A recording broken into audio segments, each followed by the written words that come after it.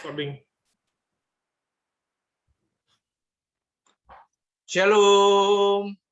Shalom semuanya. Tionghi. Ya. Apa kabar, Oma? Baik, luar Baik, biasa. ya. Latar belakangnya keren, kayak lagi di luar negeri. Oke.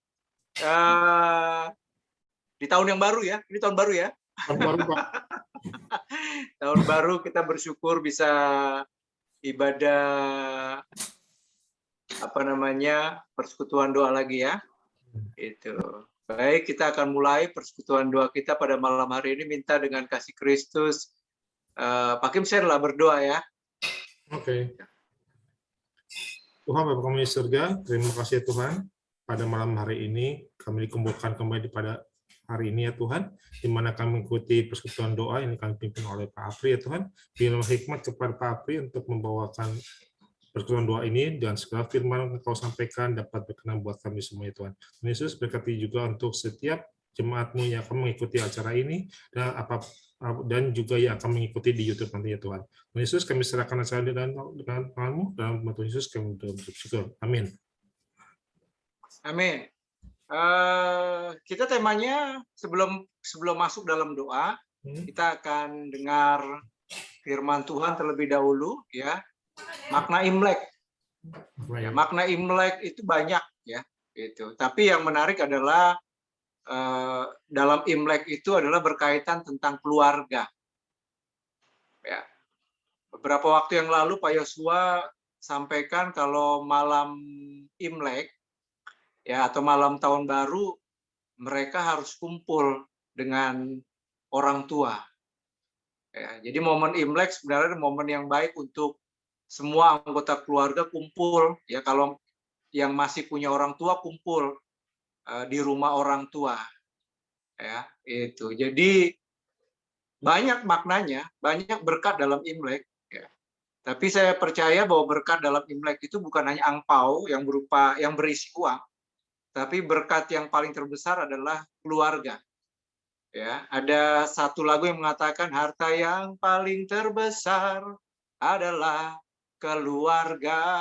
Ya, nah keluarga seperti apa yang menjadi berkat dalam kehidupan kita? Nah, kita lihat dalam Mazmur 133 ayat 1 sampai 3. Angga bisa baca?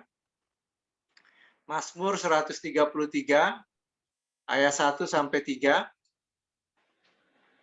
Persaudaraan yang rukun.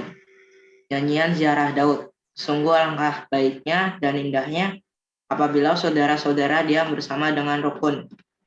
Seperti minyak yang baik di atas kepala, meleleh ke janggut, yang meleleh ke janggut Harun dan leher jubahnya. Seperti embun gunung Hermon yang turun ke atas gunung-gunung Sion. Sebab kesanalah Tuhan memerintahkan berkat kehidupan untuk selama-lamanya. Amin. Ya. Nah, apa yang membuat rumah itu terlihat baik dan indah? Ya. Saya awali renungan firman Tuhan kita pada malam hari ini dengan sebuah pertanyaan. Apa yang membuat rumah itu terlihat baik dan terlihat indah? Atau terlihat bagus? Apakah bangunannya? Atau eksteriornya? Ya, kalau berkaitan dengan rumah, Pak Kim Sen udah nggak asing lagi karena main di properti. Ya, yang membuat rumah itu mahal apa, Pak Kim Sen? Mungkin lokasi. Kemudian yang kedua, eksterior rumah itu atau fisik dari rumah itu atau bangunan dari rumah itu, wow, klasik misalnya, ya, seperti istana tampak luarnya. Jadi rumah itu kelihatan indah, bagus, dan baik, atau mungkin bisa dikatakan terlihat mahal.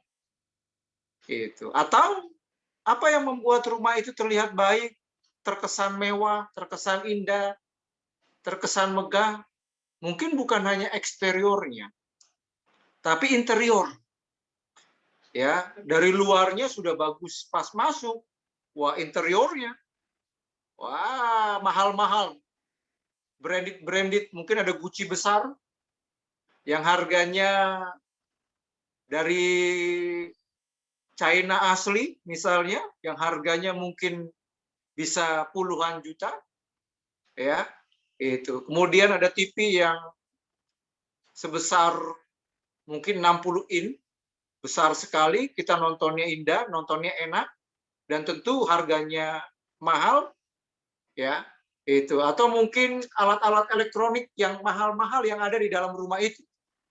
Apakah itu yang membuat rumah itu dibilang indah dan baik? Bangunannya, fisiknya, interiornya, barang-barang yang ada di dalamnya, bagaimana menurut Oma? Apakah itu yang menentukan rumah itu baik, indah, dan mahal? Kebersihan rumah juga jadi nomor satu. Kalau interiornya bagus, tapi berantakan, nggak rapi, ya nggak indah. Nggak indah, ya. Nah, mari kita belajar dari apa yang dikatakan pemazmur. Pemazmur juga menilai tentang rumah. Ya, menurut pemazmur, rumah itu baik dan indah itu bukan hanya dinilai dari bangunannya, bukan hanya dinilai dari interior di dalam rumah itu. Tapi menurut pemazmur, rumah itu menjadi baik dan indah karena ada relasi, ya, ada hubungan yang terjalin mesra di antara anggota keluarga yang ada di dalam rumah itu. Coba kita bayangkan, rumahnya besar, tapi relasi anggota keluarganya nggak mesra, nggak baik. Wah, seperti kita tinggal di dalam neraka. Ya, meskipun rumah itu besar. Ya. Nah, menurut pemazmur, rumah itu baik dan indah jika anggota keluarga satu dengan yang lainnya itu hidup rukun. Itu yang penting. Ya. Betul? Oma? Jadi meskipun besar, meskipun barang-barang yang ada di dalamnya mewah, tapi kalau anggota keluarga satu dengan yang lainnya nggak rukun gimana? Setiap hari berantem, ya, suami berantem dengan istri, ya, orang tua berantem dengan anak, ya, kakak berantem dengan adik. Setiap hari ada peperangan di dalam rumah. Itu. Kalau ada mertua di dalam, mungkin menantu berantem dengan mertua. Ya. Meskipun rumah itu besar, ketika relasi yang ada buruk, ya, ketika relasi di antara anggota keluarga itu nggak terjalin dengan mesra, ya, rumah itu bagi pemazmur dikatakan nggak baik, nggak indah. Itu. Nah, Bapak Ibu Saudara yang terkasih dalam Tuhan Yesus Kristus, menurut pemazmur, rumah yang rukun itu diibaratkan dua hal. Ya, jadi rumah yang rukun itu diibaratkan dengan dua hal. Yang pertama adalah minyak yang baik. Itu. Jadi rumah yang rukun itu ibarat minyak yang baik dikatakan. Bukan minyak yang nggak baik, bukan minyak yang buruk. Coba kita lihat di dalam ayat yang kedua. Seperti minyak yang baik dikatakan. Minyak yang baik itu apa? Minyak yang baik itu di atas kepala, meleleh ke janggut, yang meleleh ke janggut Harun, dan ke leher jubahnya. Ini minyak yang mahal, minyak yang baik. Ya. Jadi minyak yang baik itu adalah minyak urapan memang. Ya, itu. Minyak urapan yang digunakan untuk mengurapi dikatakan Harun. Ya. Untuk pentabisan Imam Harun. Itu adalah minyak yang paling baik. Ya. Minyak yang baik adalah minyak urapan yang mahal harganya. Jadi minyak urapan yang digunakan untuk pentabisan Imam Harun menjadi imam itu disebut dengan minyak Harun, minyak urapan, dan minyak itu mahal. Saudara. Ya. Yang membuat rumah itu mahal, itu bukan gedungnya saja. Tapi yang membuat rumah itu menjadi mahal, itu adalah relasi atau kerukunan yang ada di dalam rumah itu. Antara anggota keluarga satu dengan yang lainnya. Gitu. Bapak Ibu Saudara yang terkasih, kerukunan itu mahal harganya.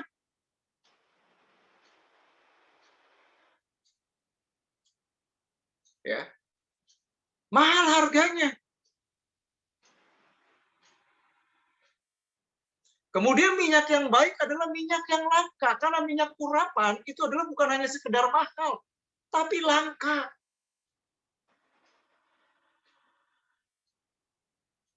Bukankah kerukunan keluarga itu sudah menjadi barang yang langka dalam kehidupan zaman sekarang? Waktu ibadah dengan Oma ya, dalam ibadah lansia ya, kita berbicara tentang akhir zaman. Bagaimana di akhir zaman anak-anak memberontak terhadap orang tua. Menjelang akhir zaman, kerukunan di tengah-tengah keluarga itu menjadi barang langka. Yang ada adalah perpecahan di antara anggota keluarga. Yang ada adalah keributan di antara anggota keluarga.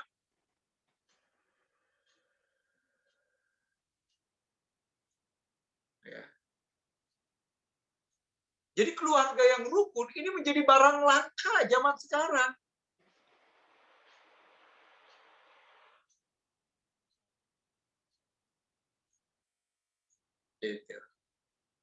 Dan saya percaya bahwa keluarga yang rukun ada di tengah-tengah keluarga kita semua. Amin. Ya. Orang tua rukun sama anaknya, menantu rukun dengan mertuanya. Ya, mertua rukun dengan menantunya, kakak adik rukun, angga rukun dengan Ian. Ya. Itu. Ya. Ada yang mengatakan begini, saya lihat Facebook tadi. Ada yang mengatakan begini, kekuatan sebuah bangsa ada pada keluarga. Kekuatan sebuah gereja itu ada pada keluarga.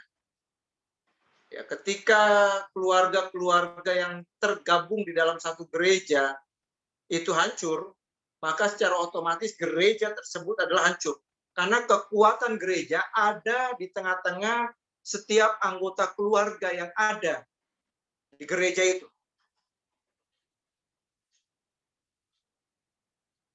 Saya seringkali berulang kali mengatakan bahwa sasaran iblis, sasaran tembak iblis, itu bukan kepada gereja lokalnya, tapi sasaran tembak-tembak iblis itu merusak rumah-rumah atau keluarga-keluarga Kristen. Kalau keluarga Kristen kena sasaran tembak iblis dan kemudian terjadi perpecahan, maka hancur gereja lokal secara otomatis.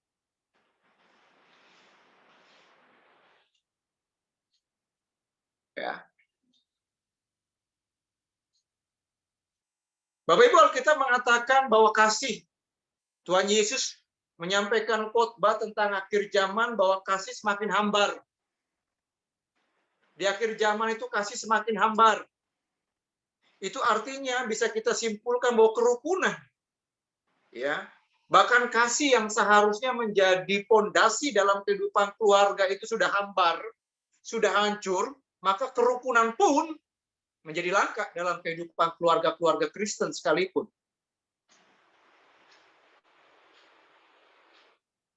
Ya. Jadi minyak yang baik, ya, jadi keluarga yang rukun itu seperti minyak yang baik, mahal, kemudian langka. Kemudian yang ketiga berkaitan dengan minyak. Minyak itu dikatakan minyak yang baik adalah minyak yang dituangkan ke atas kepala, kemudian meleleh ke janggut Harun, ya, kemudian ke leher dan jubahnya, ya, itu adalah minyak yang digunakan untuk pelantikan Harun itu sebagai imam. Ya. Dengan minyak itu seorang imam ditabiskan, diurapi, disucikan untuk menjalankan tugas pelayanannya. Ini kuncinya. Kalau keluarga mau hidup rukun, apa kuncinya? Saling melayani.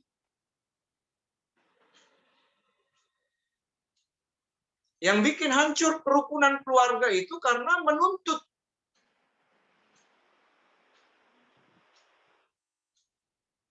Ya. Tapi kalau masing-masing anggota keluarga, tugas dan tanggung jawabnya adalah saling melayani. Itu tuh pokoknya, tugas pokok keluarga. Bukan untuk dilayani. Suami melayani istri, istri melayani suami, orang tua melayani anak, anak melayani orang tua. Wow, indah. Saya percaya kalau kita mengerti tugas kita sebagai anggota keluarga, sama-sama saling melayani, maka kita bisa saling menghormati, menghargai, bisa saling memahami, saling mengerti satu dengan yang lain.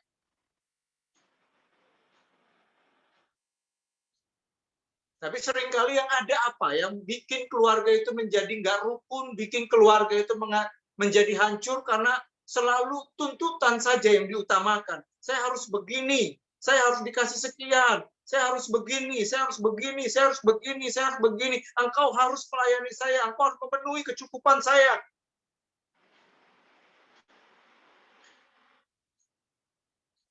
Ya. Itulah sebabnya Mazmur mengatakan rumah yang rukun, keluarga yang rukun itu ibarat minyak yang baik. Ya, ini internal. Ya, berarti berkaitan tentang anggota keluarga itu sendiri. Ya. Itu. Nah, kemudian yang kedua, yang terakhir adalah ibarat apa? Keluarga yang rukun bukan hanya ibarat minyak yang baik, tapi dikatakan ayat yang ketiga.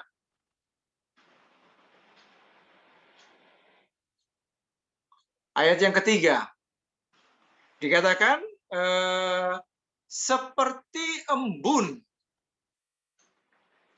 Gunung Hermon yang turun ke atas gunung-gunung Sion. Sebab kesanalah Tuhan memerintahkan berkat kehidupan untuk selama-lamanya. Saudara, luar biasa ini. Seperti embun Gunung Hermon. Ya, yang turun ke atas gunung-gunung Sion. Ya. Embun Gunung Hermon itu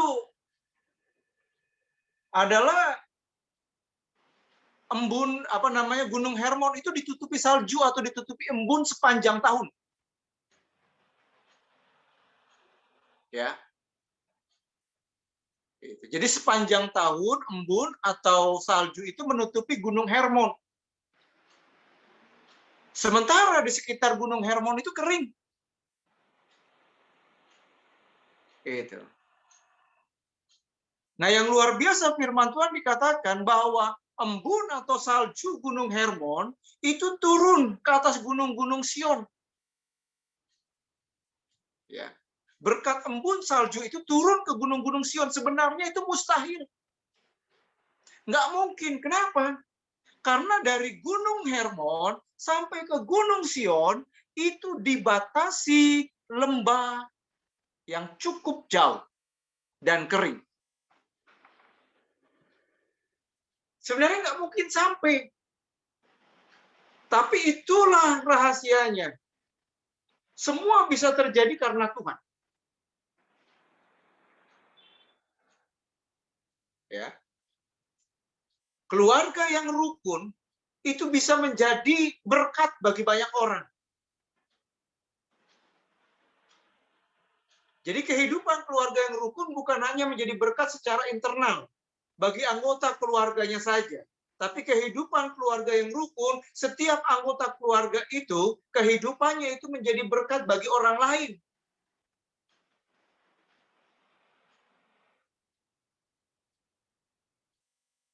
Saya percaya ketika firman Tuhan mengatakan jadilah garam dan terang, ya jadilah kesaksian yang baik, jadilah surat-surat yang terbuka.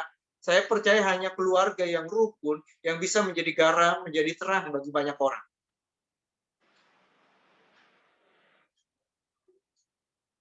Menjadi kesaksian yang baik bagi banyak orang. Bapak Ibu, terakhir saya sampaikan, ya ini kisah nyata. Suatu ketika ada anak muda, mungkin satu kali saya pernah sampaikan ini kepada kita. Waktu saya pelayanan di tempat yang lama, tapi di Jawa Tengah,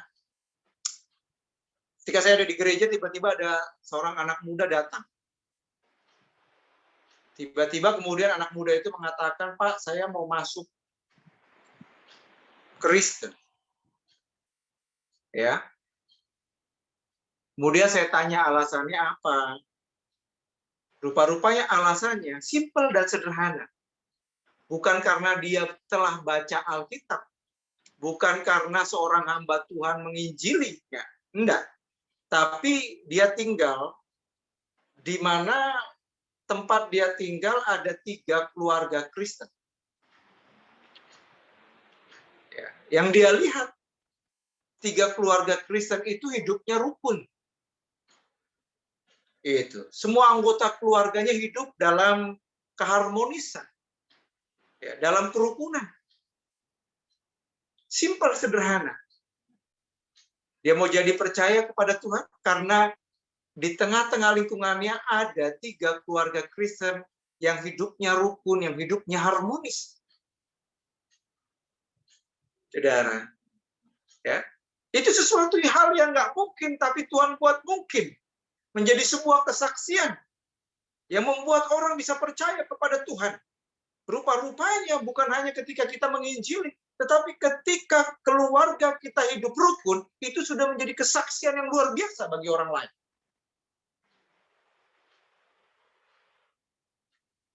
Gitu. Ya. Jadi Bapak Ibu, mari kita mengerti. Bulan Februari ini kita berbicara tentang keluarga. Tema-tema sinode nanti akan berbicara tentang keluarga. Ya. Itulah sebabnya saya mulai tema malam hari ini berkaitan tentang makna Imlek. Bagi saya makna terbesar adalah berbicara tentang kerukunan keluarga. Gitu. Ya. Dan biarlah kerukunan keluarga itu terjadi dalam kehidupan keluarga kita masing-masing. Amin. Ya. Seperti minyak, mahal, langka, dan setiap anggota keluarga harus saling melayani satu dengan yang lainnya kalau mau rukun. Ya, dan keluarga yang rukun itu bisa menembus sampai sebenarnya sesuatu yang mustahil. Ya. Tapi kehidupan yang rukun itu bisa menjadi menabrak tembok-tembok yang tidak mungkin menjadi mungkin. Ya. Keluarga yang rukun bisa menjadi kesaksian, menjadi berkat, dan melaluinya orang bisa percaya kepada Tuhan. Amin. Amin ya. Tuhan Yesus memberkati kita semua.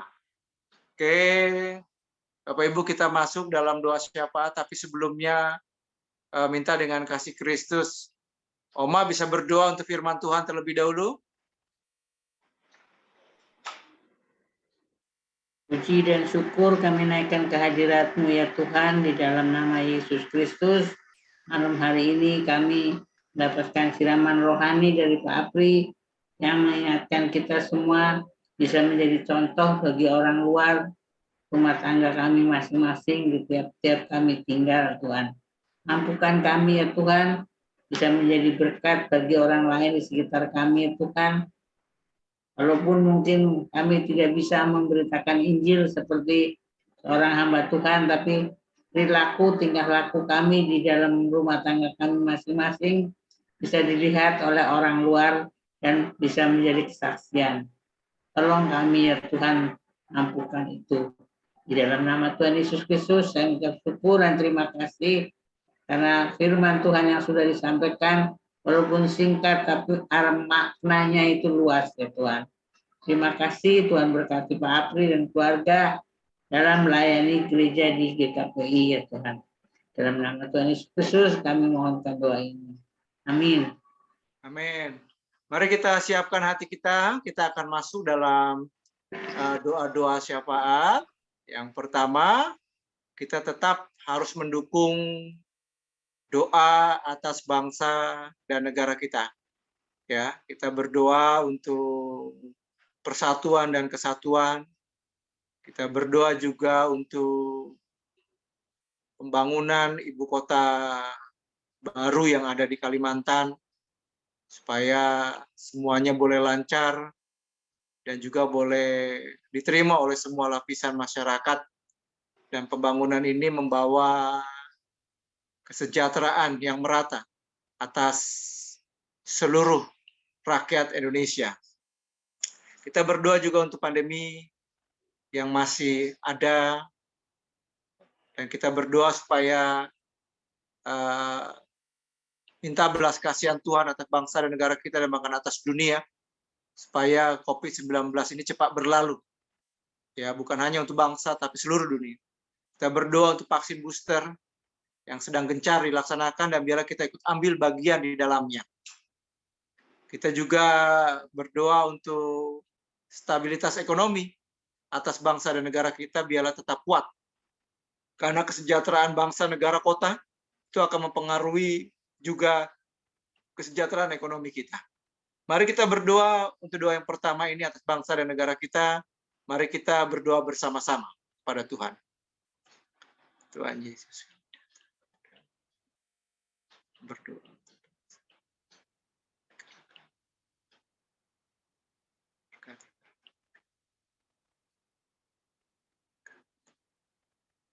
Presiden juga sama tanya sekalipun ke wilayah kenikmatan supaya memimpin setiap keputusan yang memberi pengaruh yang masalah seluruh rakyat. Kita juga bersatu sedang Allah jauhkan Tuhan bangsa negara kami dari intoleransi. Sadarkan mereka bahwa mereka Tuhan, mereka boleh juga dengan kesempatan bertemu. Kasih Tuhan yang baik dan seperti vaksin COVID, Tuhan jauhkanlah Tuhan. Kami mohon belas kasihan Tuhan untuk bangsa negara kami dengan COVID cepat selesai dan berakhir. Ini juga vaksin booster yang sedang dicari. Tuhan kau berkati supaya setiap kami juga berbahagia di dalamnya. Berdoa untuk stabilitas ekonomi. Kau berkati supaya ekonomi bangsa negara kami mapan dan kami juga tetap memiliki ekonomi yang mapan. Terima kasih Tuhan, kami bersyukur. Mari Bapak Ibu kita berdoa untuk pokok doa yang kedua. Kita berdoa untuk gereja kita. Kita berdoa supaya menjadi gereja yang disukai, baik oleh setiap umat Tuhan, maupun juga lingkungan di mana gereja berada. Kita berdoa untuk hamba-hamba Tuhan yang melayani. Kita berdoa untuk diaken. Kita berdoa juga untuk para pengerja. Kita berdoa untuk para aktivis, para pelayan Tuhan. Kita berdoa juga untuk persekutuan-persekutuan yang ada, baik tengah minggu maupun hari Minggu, ibadah umum, dan juga sekolah minggu, persekutuan doa, pemahaman Alkitab, ibadah lansia, ibadah pemuda, dan juga kita berdoa untuk pertumbuhan iman dan kerohanian setiap umat Tuhan. Boleh semakin kuat di dalam Tuhan. Terlebih kita baru masuk di dalam tahun yang baru, di tahun 2022, di bulan yang kedua ini. Mari kita berdoa supaya iman kita semakin kuat di hadapan Tuhan. Pergumulan bukan semakin kecil, tapi semakin besar. Tapi kita percaya kita tetap tegar karena ada Tuhan, Allah Immanuel, yang menyertai kita. Mari kita juga berdoa untuk terpilihnya pengurus yang baru, diaken yang baru, dan nanti peneguhan pada minggu kedua, minggu depan, kita serahkan supaya semuanya juga boleh berjalan dengan baik dan lancar. Ya, juga bersyukur Kim Sen, Amin, yang sudah jerih lelah, jerih payah, untuk menjadi pengurus di periode sebelumnya. Mari kita berdoa untuk hal ini. Kita datang kepada Tuhan, bersama-sama kepada Tuhan. Tuhan, kami datang berdoa. Gereja, biarlah gereja menjadi gereja yang disukai dari setiap umat Tuhan, maupun setiap masyarakat lingkungan di mana gereja berada. Tuhan, kami bersyukur untuk para hamba Tuhan yang melayani tempat ini, guru sekolah minggu, para aktivis, diaken, amin, Pak Kimsen. Terima kasih sudah begitu setia Tuhan untuk melayani Engkau. Tuhan menjadi pengurus tanggung jawab yang besar. Percaya apa yang mereka lakukan sia-sia. Mereka besar di surga Tuhan, dan semangat mereka dalam melayani Tuhan tetap berkobar-kobar. Kami berdoa Tuhan untuk ibadah-ibadah tengah minggu yang ada, biarlah juga menjadi ibadah yang disukai Tuhan digemari Tuhan, baik ibadah tengah minggu maupun ibadah minggu, dan juga sekolah minggu, pemuda, lansia, persekutuan doa pemahaman Alkitab. Tuhan memberkati setiap umat Tuhan rindu melalui setiap ibadah yang ada, boleh mendengar firman Tuhan, mereka boleh diarahkan, dibentuk oleh kebenaran firman Tuhan, boleh semakin takut akan Tuhan ya Bapa. Terima kasih. Kami juga berdoa Tuhan Yesus untuk pertumbuhan iman dan kerohanian setiap Tuhan, keberkatan tahun 2022 ini ya Pak. Biar mereka boleh semakin kuat, semakin teguh, setia, mengasihi Tuhan dan melayani Engkau. Berdoa bersyukur untuk pengurus yang baru yang sudah terpilih ya Ken. Tuhan memberkati Tuhan pada minggu kedua yang akan datang. Minggu depan Tuhan juga memberkati. Supaya semuanya juga boleh berjalan dengan baik dan lancar. Setiap kami boleh saling terus bergandengan tangan dengan setiap umat Tuhan yang ada, juga boleh terus saling mengasah, tapi dengan yang lain juga boleh beriman dan bertumbuh dalam. Terima kasih dalam nama Tuhan kita berdoa dan mengucap syukur kepada Amin. Bapak Ibu, untuk pokok doa yang ketiga, mari kita berdoa setiap pergumulan kita. Saya memberikan kesempatan untuk setiap kita boleh menyampaikan pergumulan apapun juga kepada Tuhan. Dan kita berdoa kalau ada, kita ingat dengan saudara seiman kita, saudara kita yang sedang sakit, atau memiliki pergumulan apapun, kita sebut namanya di hadapan Tuhan. Kita dukung di dalam doa. Dan menyerahkan setiap pergumulan apapun yang kita alami, kayak pergumulan sakit, penyakit, percaya kuasa Tuhan tidak pernah berubah. Dulu, sekarang, bahkan sampai selama-lamanya, yang dapat menjamah, memberikan kesembuhan. Pergumulan ekonomi, pergumulan keluarga, dan sebagainya. Mari untuk pokok doa yang ketiga kita berdoa bersama-sama. Setelah itu nanti saya akan mengamini seluruh doa-doa yang sudah kita naikkan, dan saya akan mengakhiri persekutuan doa pada malam hari ini di dalam Tuhan. Mari kita berdoa untuk pokok doa yang ketiga ini bersama-sama kepada Tuhan.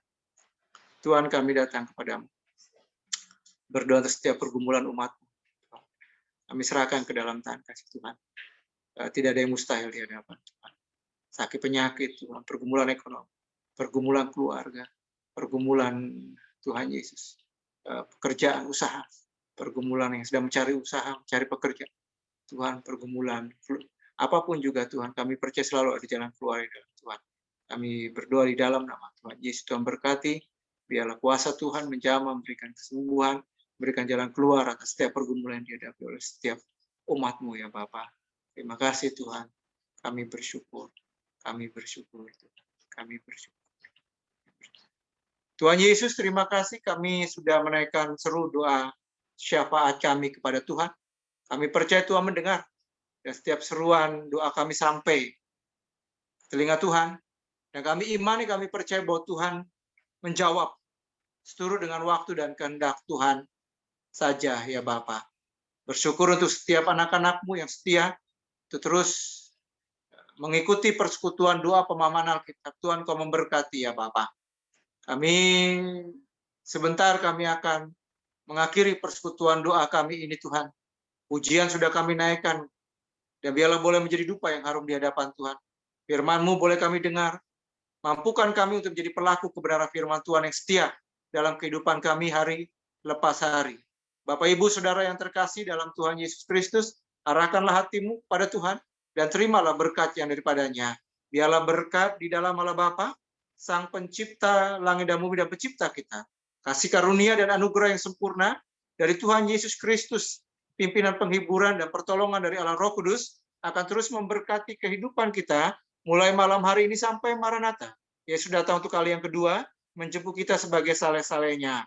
Amin. Amin. Ibadah selesai. Mama, Pak Vincent, Angga, Pak Alfred, Bu Ani. Tuhan Yesus memberkati kita semua. Ya. Sampai jumpa dalam persekutuan-persekutuan yang lain. Amin, Pak. Thank you, Pak Apri. Tuhan berkati. Semua. Ya.